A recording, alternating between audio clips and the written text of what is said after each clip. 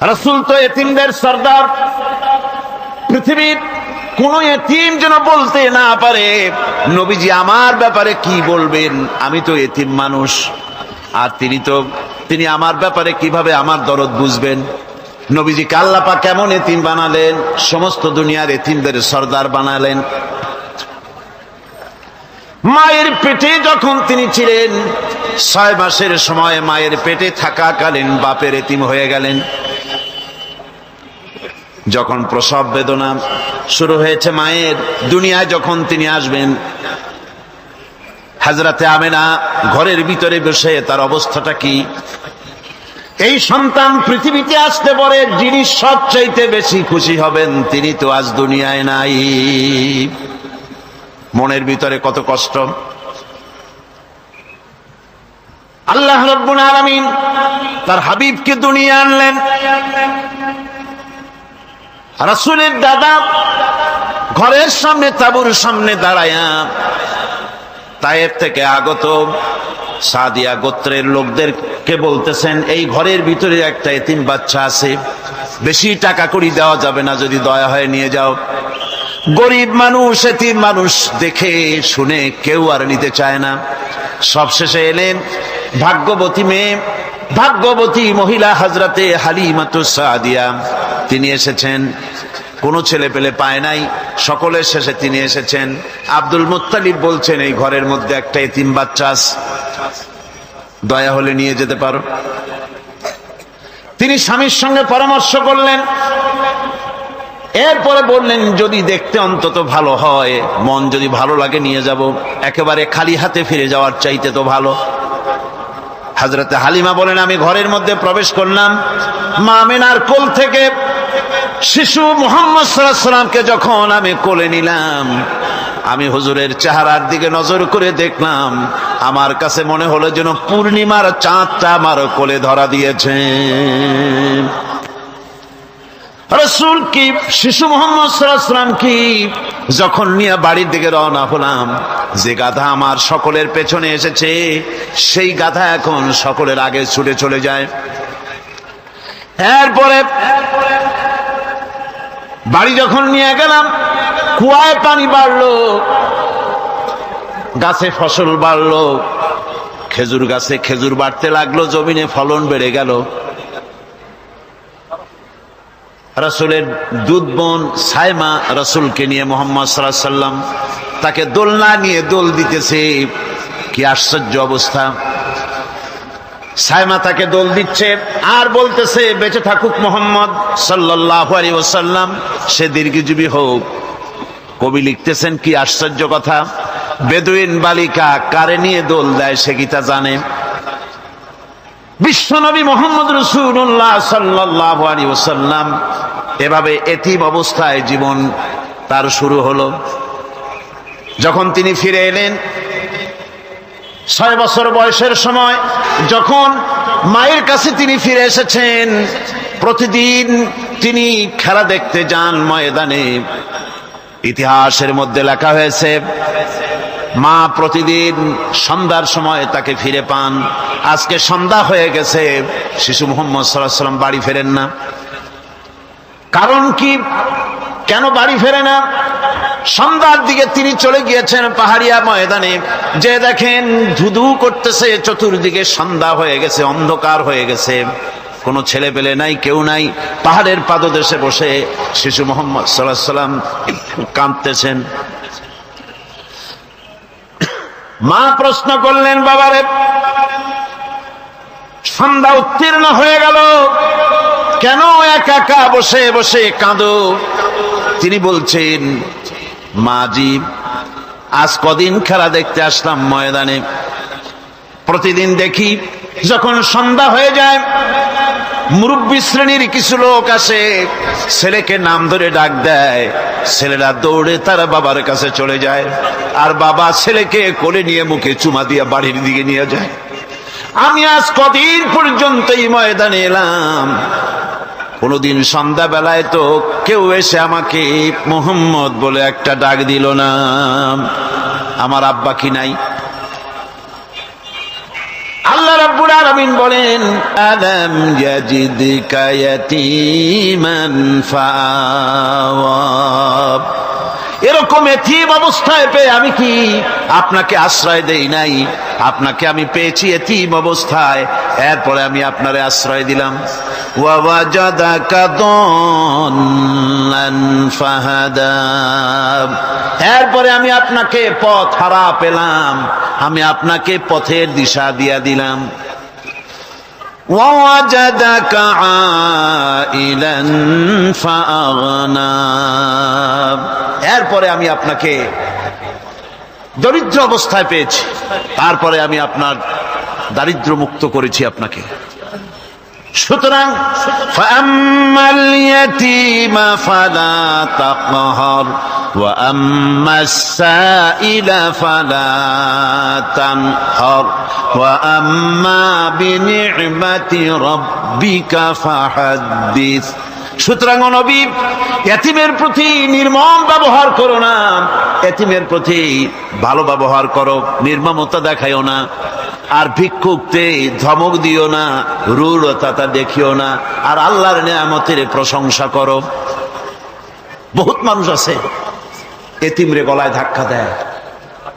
মানুষ যখন ভিক্ষা নিতে আসে, গরিব মানুষ ভিক্ষা চাইতে আসছে, ওই মেয়ে আত্মহত্যা জানো, দোয়া কুনুত জানো, বাড়ি যেয়ে কাজ করবা, এই সব আজে বাজে কথা বলে ভিক্ষা দেয় না। সাইলকে ধমক দিতে রাসূল করিম সাল্লাল্লাহু আলাইহি ওয়াসাল্লাম নিষেধ করেছেন, সাইলকে ধমক দিও না। গাড়িতে বসে যাচ্ছেন সাহেব, ট্রাফিক মোড়ে যখন সিগন্যাল জ্বললো, গাড়িগুলি দাঁড়ায় গেল, ফকির এসেছে, হাত নাই পাও নাই, বুড়া মানুষ, একটা পয়সা বার করে না। আবার এই মানুষটি ওই ফকিরকে ধমক দিয়া বার করে দিল। এরপরে এই লোকটি যখন কোনো মাজারের কাছে পৌঁছে গেল, 500 টাকার কড়কড়ে নোটটা ফেলে দিল। বলেন টাকা দরকার কার? মরা মানুষের না জিন্দা মানুষের? কার দরকার? যার টাকা দরকার ছিল তারে দেওয়া হলো না, যার দরকার নাই তারে দেওয়া হলো। এরপরে লোকটা না খেয়ে যখন মারা গেল, পথের ফকির, রাস্তার ফকির, না খেয়ে মারা গেছে। এরপরে তার কাফনের কাপড় নাই, লোকটাকে রাস্তার উপরে শোয়া একটা ছেঁড়া কাপড় দিয়ে ঢেকে রেখেছে। বড় লোকেরা, সাহেবরা তখন গাড়ি দাঁড় করে আর 5টা টাকা 2টা টাকা করে তার লাশের উপরে মারতেছে। এটা মানবতার এর চাইতে লাঞ্ছনা, মানবতার জন্য এর চাইতে গঞ্জনা আর কিছুই হতে পারে না। মানবতার প্রতি লাঞ্ছনা, এর থেকে আর দুর্গতি কি হতে পারে? বেঁচে থাকার সময় 1টা টাকা আপনি দিলেন না, মরে যাওয়ার পর বিদায় হয়েছে বালাই, এখন দেওয়া শুরু করেছে। আমার বন্ধুগণ, এই জন্য এতিমের প্রতি দরদ করার জন্য আল্লাহ পাক কোরআনের ভিতরে পরিষ্কার বলেছেন। রাসূল করিম সাল্লাল্লাহু আলাইহি ওয়াসাল্লাম নিজে এতিম ছিলেন, আর এতিমের প্রতি তার এত দরদ ছিল, একবার তিনি ঈদের দিকে নামাজ পড়ার জন্য যাচ্ছেন। প্রতিমধ্যে দেখেন একটা বাচ্চা ছেলে কাঁদতেছে। এই রাস্তায় কত মানুষ গেল, কেউ দাঁড়ালো না, থমকে বাচ্চার ক্রন্দন কাউকে থামাইতে পারলো না। কিন্তু বিশ্ব নবী, দয়ার নবী রাহমাতুল লিল আলামিন বাচ্চার কান্না দেখে পাও বাড়াতে পারলেন না। নবীজি দাঁড়ায় গেলেন, জিজ্ঞেস করেন, ও বাচ্চা, ঈদের দিনে কাঁদো কেন? ঈদের দিনে তো কাঁদতে নাই। বাচ্চা বলে, তোমার কাছে বলবো না, আমি সেই সকালবেলা থেকে বসে আছি, আমি যদি মক্কার আব্দুল্লাহর পুত্র মুহাম্মদ রাসূলুল্লাহ সাল্লাল্লাহু আলাইহি সাল্লামকে পাই, মনের দুঃখ তার কাছে বলবো। বিশ্ব নবী জমিনের উপরে বসে পড়লেন, বাচ্চারে কোলের উপরে উঠায় বলেন, বাচ্চা বলো কি তোমার দুঃখ? তুমি যার জন্য বসেছো আমি তো সেই এতিম নবী, কি বলতে চাও? বাচ্চা বলতেছেন, ইয়া রাসূলুল্লাহ, আমার বাবা মারা গেছে সেই ছোট্টবেলায়, একেবারেই তখন মায়ের পেট থেকে আমি আসার পর বাপ মরে গেল। আমার মা আর একজনের সঙ্গে বিয়ে বসেছে, সেই পুরুষটি আমারে দেখতে পারে না। আমার মা যদি আমারে কোলে করে এসে সহ্য করতে পারে না, আমারে চুমা খাইলে সহ্য করতে পারে না, আমারে খাবার দিলে মা মার খায়। আজ ঈদের দিনে রাতে আমার মা আমাকে বলল, বাবারে তোমার কপাল খারাপ, তোমার বাবা মারা গেছে, তোমাকে সাহায্য করার কেউ নাই, আমি তোমার যত্ন করতে পারলাম না, কোলে নিয়ে সুমাও দিতে পারি না, আমার এমনই কপাল খারাপ। সুতরাং এতিমের দরদ এতিম ছাড়ার কেউ বুঝবে না। তুমি আজ চলে যাও, ওই রাস্তায়, ঈদের রাস্তায় দাঁড়ায় থাকো, মাঠের রাস্তার পাশে, বিশ্ব নবীর কাছে তোমার দুঃখ বলো, এতিমের দুঃখ তিনি বুঝবেন। আমি মায়ের কথা মতো এই জায়গায় এতক্ষণ বসে আছি, হুজুর আপনি দয়া করে, আমার কথা তো আপনার কাছে বললাম, আমার মনের এই দুঃখ। নবীজি বাচ্চার কথা শুনতেছিলেন, চোখ দিয়া পানি পড়তেছিল, বাচ্চাকে বুকের সঙ্গে জড়িয়ে ধরে নবীজি বলেন, ও এতিম, মুহাম্মদ সাল্লাল্লাহু আলাইহি ওয়াসাল্লাম যদি তোমার পিতা হন আর হযরতে আয়েশা যদি তোমার মা হয়ে যায়, বলো তোমার মনের দুঃখ মেটে নাকি? ছেলে ডুকরে কেঁদে উঠলো আর বলল, ইয়া রাসূলুল্লাহ, হে আপনি যদি আমার পিতা হন আর আয়েশা যদি আমার মা হয়ে যায়, এর থেকে বড় সৌভাগ্যের আমার তো আর কিছুই নাই। নবীজি এতিমকে বাড়ি নিয়ে গিয়ে হযরতে আয়েশার হাতে তুলে দিয়ে বললেন, আয়েশা রে, পবিত্র ঈদের দিনে আল্লাহ রাব্বুল আলামিন তোমার জন্য একটা উপহার পাঠিয়েছেন, এটা যত্ন করো। এতিমের প্রতি দরদ রাখার জন্য আল্লাহ রাব্বুল আলামিন বলেছেন, এতিম, মিসকিন, বিধবা, অসহায় লোক, তাদের প্রতি যাতে করে মুসলিম সমাজ লক্ষ্য রাখে, সেজন্য আল্লাহ পাক নির্দেশ করেছেন। বুখারী এবং মুসলিম শরীফের হাদিসে এসেছে, আস-সাই আলাল আরমালাত ওয়াল মিসকিন কাস-সাই ফি সাবিলিল্লাহ। বিধবাদের জন্য, মিসকিনের জন্য কেউ যদি কোনো উদ্যোগ গ্রহণ করে, কেউ কোনো সাহায্য দেয়, জিহাদের ময়দানে জিহাদ করে আল্লাহর রাস্তায় যে সওয়াব পাওয়া যায়, যে মর্যাদা পাওয়া যায় আল্লাহর কাছে, এতিম, মিসকিন, বিধবাকে সাহায্য করলে সেই সওয়াব আল্লাহ রাব্বুল আলামিন আমলনামায় দিয়ে দেন। আমাদের প্রিয় নবী এতিম মিসকিনদের খুবই ভালোবাসতেন তার নিজের চাকর হযরত যায়েদ ও আনাস রাদিয়াল্লাহু তাআলা আনহুকে। সে সম্পর্কে এখন আলোচনা করা হচ্ছে। তার চরিত্রই প্রমাণ করে, নবীদেরকে বাইয়িনাত দেওয়া হয়েছে, এমন চরিত্র আচার আচরণ দেওয়া হয়েছে যাতে করে লোকেরা অভিভূত হয়ে যায়, আকৃষ্ট হয়ে যায়। হযরতে যায়েদ, তিনি তো কৃতদাস ছিলেন, হারায় গেলেন বাপ মা থেকে, আর এরপরে কুদরত করে মুহাম্মদ সাল্লাল্লাহু আলাইহি ওয়াসাল্লামের ঘরে উঠায় দিল। তিনি তখন আল্লাহর নবী, তখন নবুয়তের দায়িত্ব পান নাই।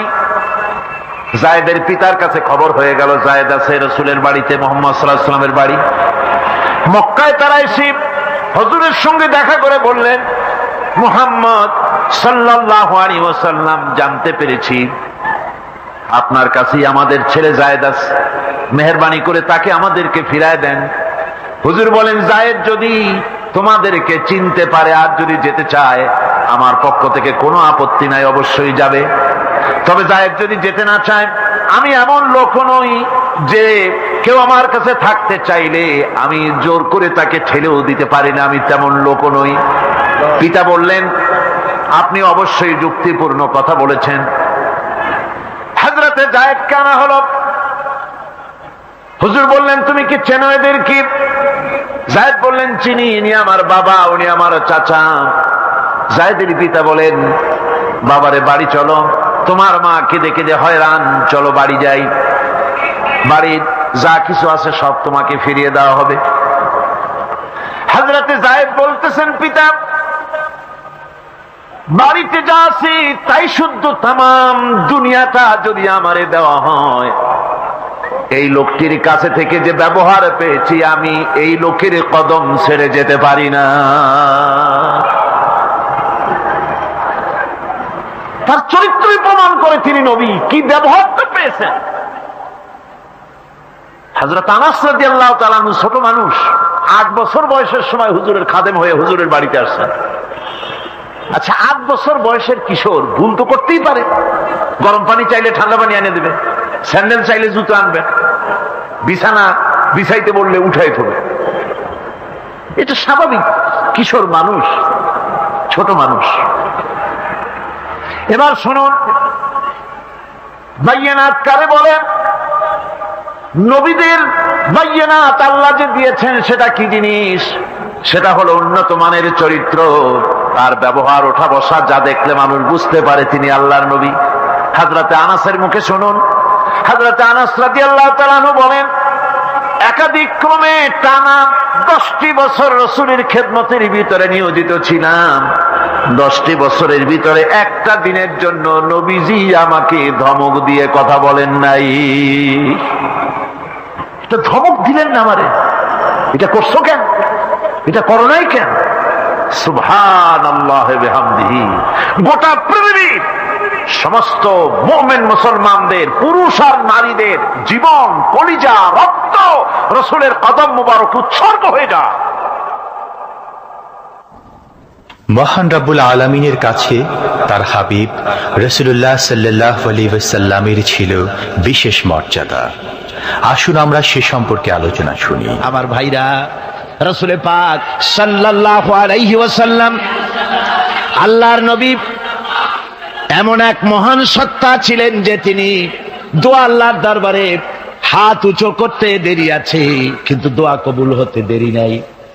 হিজরত করে মদিনায় এসেছেন, নামাজ পড়তে দিল চায়, কাবা শরীফের দিকে ফিরে যদি নামাজ পড়তে পারতাম দিলটা বড় ভালো লাগতো, কিন্তু হাত উঁচু করে মোনাজাত করতেছেন না, আল্লাহর কাছে বলতেওছেন না যে আল্লাহ তুমি আমার কিবলাটা বাইতুল মুকাদ্দাস থেকে ফিরাইয়া মক্কা শরীফে বাইতুল্লাহর দিকে ফিরাইয়া দাও, মুখেও বলতেছেন না, মনেও না, শুধু আকাশের দিকে বারবার তাকাচ্ছেন, মোনাজাত করেন নাই। মনে মনে আশা পোষণ করতেছেন যদি এমন একটা ওহী নাজিল হয়ে যেত। আল্লাহ রাব্বুল আলামিন সঙ্গে সঙ্গে রাসূল জোহরের নামাজ পড়তেছিলেন, 2 রাকাত পড়া হয়ে গেছে, এমন সময় ওহী নাজিল হয়ে গেল, ক্বাদ নারা তাকাল্লুবা ওয়াজহিকা ফিস সামা। ও নবী, আমি দেখতে পেয়েছি বারবার আপনি আকাশের দিকে তাকাচ্ছেন। সুবহানাল্লাহ, আমি দেখতে পেয়েছি। ফালানুওয়াল্লিয়ান্নাকা কিবলাতান তারদাহা ফাওয়াল্লি ওয়াজহাকা শাতরাল মাসজিদিল হারাম। আর দেরি নাই, আপনার মনের আশা পুরা হয়ে গেছে, এক্ষুনি আপনার কিবলা পরিবর্তন করুন। হুজুর 2 রাকাত পড়েছিলেন বাইতুল মাকদাসের দিকে ফিরে, বাকি 2 রাকাত তিনি মক্কা শরীফের কাবা শরীফের দিকে ফিরলেন। আজও পর্যন্ত সেই মসজিদ আছে, সাক্ষ্য দিচ্ছে নবীর কথা কিভাবে মঞ্জুর হয়। মসজিদে কিবলাতাইন মদিনা মুনাওয়ারায় সে মসজিদ আজও আছে। ভাইরা আমার, রাসূল পাক সাল্লাল্লাহু আলাইহি ওয়াসাল্লাম এত বড় মর্যাদা সম্পন্ন ব্যক্তিত্ব, মহান ব্যক্তিত্বের উম্মতের মধ্যে আল্লাহ আমাদের শামিল করেছেন। শুকরিয়া স্বরূপ আমরা পড়ি আলহামদুলিল্লাহ। জোরে সরে পড়েন আলহামদুলিল্লাহ। আমার ভাইয়েরা, মর্যাদা এত বেশি আল্লাহ রাসূলকে আল্লাহ রাব্বুল আলামিন দান করেছেন। এই পৃথিবীতে কোন মানুষের সঙ্গে যদি আপনি বেয়াদবি করেন, তিনি আপনার বাপ হোক, তিনি আপনার মা হন, অথবা আপনার উস্তাদ হন, অথবা আপনার পীর হন, যে কেউ হোক না কেন, কারো সঙ্গে যদি কোনো বেয়াদবি হয়ে যায় তো শুধু একটা বেয়াদবি ছাড়া আর কিছুই না।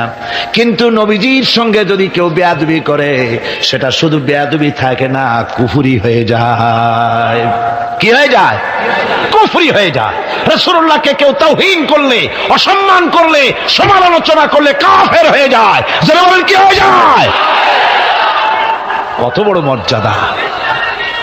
রাসূল পাক সাল্লাল্লাহু আলাইহি ওয়াসাল্লাম, তার সামনে সাহাবায়ে কেরাম বসা, হুজুর কথা বলছেন, সাহাবায়ে কেরাম তারাও কথা বলছেন। কথা বলতে বলতে এক পর্যায়ে সাহাবীদের গলার আওয়াজ বড় হয়ে গেছে, হুজুরের গলার আওয়াজ শোনা যায় না, সাহাবীদের গলার আওয়াজটা বড় হয়ে গেল। আল্লাহ রাব্বুল আলামিন এতটুকু বরদাস্ত করলেন, আমার নবীর গলার আওয়াজের চাইতে তোমাদের আওয়াজ বড় হলো কেন? সঙ্গে সঙ্গে ওহী নাজিল হয়ে গেল। আল্লাহ রাব্বুল আলামিন বলেন, ইয়া আইয়ুহাল্লাযীনা আমানু লা তারফাউ আসওয়াতাকুম ফাওকা সাওতিন নবী। ও বিশ্বাসীরা, খবরদার, তোমরা যারা ঈমান এনেছো শোনো, তোমাদের গলার আওয়াজ যেন আমার নবীর গলার আওয়াজের চাইতে বড় না হয়ে যায়। যদি তা হয়, আনতাহবাতা আমালুকুম, জীবনের সমস্ত ভালো কাজগুলি আমি আল্লাহ বরবাদ করে দেব। আজ পর্যন্ত এই আয়াতে কারিমা রাসূল পাক সাল্লাল্লাহু আলাইহি ওয়াসাল্লামের রওজায়ে আতহারের সামনে সবুজ সাইনবোর্ডের উপরে সোনার অক্ষর দিয়ে এই আয়াতে কারিমা লেখা রয়েছে সুবহানাল্লাহ। সর্বকালের সর্বযুগের সর্বশ্রেষ্ঠ মহামানব, সর্বশ্রেষ্ঠ বিশ্বনবী, আল্লাহর পরে যার মর্যাদা, তিনি হচ্ছেন মুহাম্মদ রাসূলুল্লাহ সাল্লাল্লাহু আলাইহি ওয়াসাল্লাম। রাসূলুল্লাহ সাল্লাল্লাহু আলাইহি ওয়াসাল্লামের প্রতি মহান আল্লাহর ভালোবাসার অন্যতম নিদর্শন হচ্ছে মেরাজ। এর মাধ্যমে আল্লাহ রাব্বুল আলামিন তার বন্ধুকে নিজের সান্নিধ্যে নিয়েছিলেন। এখন আমরা শুনব সেই মেরাজের কাহিনী। দুলির ধরা থেকে রাসূলকে আরশে আজিমে নিয়ে যাওয়া হবে। বোরাক এলো। বোরাক হচ্ছে বারকুন থেকে উৎপত্তি। এর অর্থ হচ্ছে বিজলি, বৈদ্যুতিক গতি সম্পন্ন, ঘোড়ার চাইতে ছোট, খচ্চরের চাইতে বড়, এই জাতীয় একটা প্রাণীর মতো হযরতে জিবরাইল নিয়ে আসলেন। আমাদের দেশে কারো কারো বাড়িতে আয়নায় বান্ধানো থাকে এই ছবিটা। ঘোড়া আছে, দুইটা ডানা আছে, মাথাটা মেয়ে লোকের মতো, চুলগুলো ঝুলে পড়ছে, নিচে লেখা আছে হাজা বুরাকুন নবী সাল্লাল্লাহু আলাইহি ওয়াসাল্লাম। আন্দাজে কোথায় পাইছে আল্লাহ, মিথ্যে কথা, বাজে কথা। আল্লাহ এরকম একটা মেয়ে লোক মার্কা ঘোড়া পাঠাইছিল হুজুরকে নেওয়ার জন্য, এটা কথা হইল। রাসূলকে মক্কা থেকে, উম্মে বাবে উম্মে হানি থেকে হুজুরকে বের করে নিয়ে যাওয়া হলো বাইতুল মাকদাসে। সমস্ত পয়গম্বর, দুনিয়া আল্লাহ যাদের পাঠিয়েছিলেন, সমস্ত রূহ উপস্থিত ছিল সেখানে। রাসূল করিম সাল্লাল্লাহু আলাইহি ওয়াসাল্লাম এখান থেকে মেরাজ করলেন। এতটুকু ছিল ইসরা। কোরআনে কারীম বলছে, আজকের কারি সাহেব যেখান থেকে তেলাওয়াত করেছিলেন, সুবহানাল্লাযী আসরা বিআবদিহি লাইলাম মিনাল মাসজিদিল হারামি ইলাল মাসজিদিল আকসা। সুবহানাল্লাযী, সমস্ত দুর্বলতা অক্ষমতা থেকে মুক্ত সেই সত্তা যিনি তার বান্দাকে ইসরা করিয়েছেন, মেরাজ করিয়েছেন। সুবহানাল্লাহ। সমস্ত দুর্বলতা অক্ষমতা থেকে মুক্ত তিনি পার করে নিয়ে গিয়েছেন। তারপরে মুহূর্তের ভিতরে মহাশূন্য পাড়ি দিয়ে, সেই মহাশূন্য মানে কি? এইখান থেকে সূর্য কত দূরে জানেন না? 9,30,00,000 মাইল দূরে এখান থেকে সূর্য। সেই সূর্য, তারপরে রয়েছে গ্যালাক্সি, মিল্কি ওয়ে, গ্রহ নক্ষত্র, সে যে কত দূরে, যে সমস্ত তারকা, এমন বহুত তারকা আছে যে তারকা সৃষ্টির পর তার আলো পৃথিবীর মাটি আজ পর্যন্ত স্পর্শ করে নাই, অথচ আলোর গতি প্রতি সেকেন্ডে কত মাইল? 1,86,000 মাইল।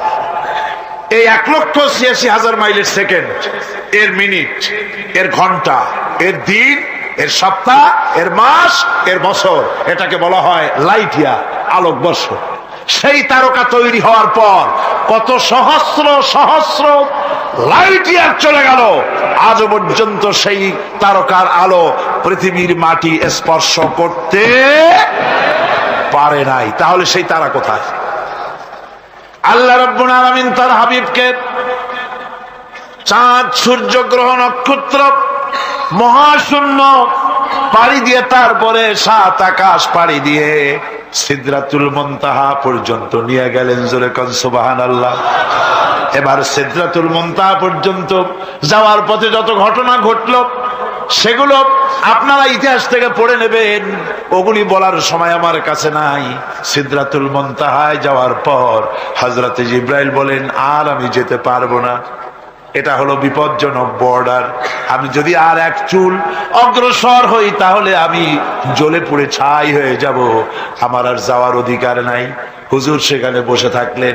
জিবরাইল বলে গেলেন, এখান থেকে আপনাকে নেওয়ার কুদরতি ব্যবস্থা হয়ে যাবে। রাসূল দুনিয়ায় ফিরে এসে হযরতে বেলালকে ডেকে বলেছিলেন, বেলাল গো, এমন কি আমল তুমি করো আমারে শোনাও। হযরতে বেলাল বলেন, হুজুর আমার আমল তো সব আপনি জানেন। কয় না, কি করো শোনাও। বেলাল বলেন, হুজুর খাস আমলের মধ্যে এতটুকু আছে যে আমি কখনো বিনা উজুতে থাকি না। যখন উজু চলে যায় উজু করি, আর উজুর এহতেমামের জন্য 2 রাকাত নফল নামাজ পড়ি। হুজুর বলেন, বেলাল তুমি এই আমল ছাড়বা না, কারণ সিদরাতুল মুনতাহায় হযরত জিবরাইল আমারে যখন ছেড়ে চলে গেলেন, আমার একা একা বড় ভয় লাগতে লাগলো। তখন আমার মনে হচ্ছিল তুমি যেন আমার চতুর্দিকে হাঁটতেছো। আমার ভাইরা, রফরফ নামক বিছানা চলে এলো। কুদরতি এই বিছানায় চড়ে নবীজি আল্লাহ রাব্বুল আলামিনের দরবারে আরশে আজিমে পৌঁছে গেলেন। জোরে বলেন সুবহানাল্লাহ, জোরে বলেন সুবহানাল্লাহ। যেখানে পৃথিবীর কোন মানুষের যাওয়া সম্ভব নয়, গোটা পৃথিবীর মানুষের মর্যাদা আল্লাহ পাক বাড়ায় দিলেন। আরশে আজিমে হুজুরকে নিয়ে গেলেন। তারপরে তিনি কথাবার্তা হুজুরের সাথে কি বললেন, সেই কথাগুলি নিয়ে আমাদের দেশে কথা হলো এই যে হুজুরকে নিয়ে আল্লাহ 5 ওয়াক্ত নামাজ দিছিলেন তো 50 ওয়াক্ত। মুসা আলাইহিস সালামের সাথে দেখা না হইলে তো কাম সারছিল, আমাদের আর উপায় ছিল না। আরে ভাই, শুধু নামাজ দেওয়াই যদি উদ্দেশ্য হবে তাহলে রোজার মতো তো আল্লাহ দুনিয়ায় বসে দিতে পারতেন কিনা? হজের মতো, যাকাতের মতো পারতেন কিনা?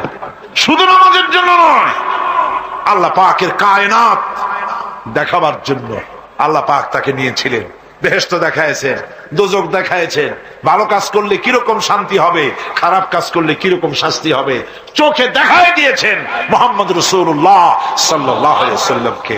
মেরাজ থেকে ফিরে এলেন, ঘরে এসে দেখেন উজুর পানি, উজু করে যে গেছিলেন উজুর পানি তখনও গড়াচ্ছে। যে দরজা দিয়ে বেরিয়েছিলেন দরজাটা ধাক্কায় তখনও কাঁপতেছে। যে বিছানায় শোয়া ছিলেন সে বিছানায় মানুষ শুয়ে থাকলে যেমন উষ্ণ থাকে সেরকমের উষ্ণ ভাব তখনও আছে। কেমনে হলো? কেমনে হলো? মাথায় ঢুকবে না। সুবহানাল্লাহ কোন ঢুকবে? জোরে কোন সুবহানাল্লাহ। এটার ব্যাপারে কোন বিজ্ঞান, দর্শন, যুক্তির প্রয়োজন নাই। প্রয়োজন শুধু এতটুকু, আল্লাহ তার হাবিবরে নেবেন, কত দ্রুত নিবেন, কত দ্রুত পাঠাবেন এটা তিনিই ভালো জানেন, আমাদের কোনো জানার কথা না। ঠিক কিনা কর? তবে দৃষ্টান্ত যদি চান তাহলে আমি দৃষ্টান্তটা এভাবে দিতে পারি, বুঝাবার জন্য একটা দৃষ্টান্ত দিতে পারি। সেটা হলো এই, ধরেন বাংলাদেশে কোনো প্রেসিডেন্ট আসবে, পৃথিবীর যে কোনো দেশের এক প্রেসিডেন্ট আসবে। এটা আসার যখন খবর হয়ে যাবে তখন পত্র পত্রিকায় রুট বলে দেওয়া হয়, এই রুটে রাষ্ট্রীয় মেহমান, রাষ্ট্রীয় অতিথি ভবনে আসবেন, এই রাস্তা দিয়ে সাধারণ ট্রাফিক চলাচল বন্ধ থাকবে। এয়ারপোর্ট থেকে নিয়ে রাষ্ট্রীয় অতিথি ভবন পর্যন্ত মেহমান না আসা পর্যন্ত সমস্ত ট্রাফিক চলাচল বন্ধ। মেহমান পৌঁছে যাবে, তারপরে আবার স্বাভাবিক ট্রাফিক চলবে। এটা জানেন কিনা? জানেন কিনা? এইটা যদি পৃথিবীর সামান্য সলিমদ্দি কসিমদ্দি, এই জন্য বলছি আজ আছে কাল নাই। ঠিক কিনা গণ? আজ মন্ত্রিত্ব গেল, কালকে রাস্তায় দাঁড়ায় বলবে রিক্সাওয়ালা আমার একটু নেওয়া, বাজারে মাছ কিনতে যাব। ঠিক কিনা? সুতরাং এদের তো কোনো মর্যাদা নাই।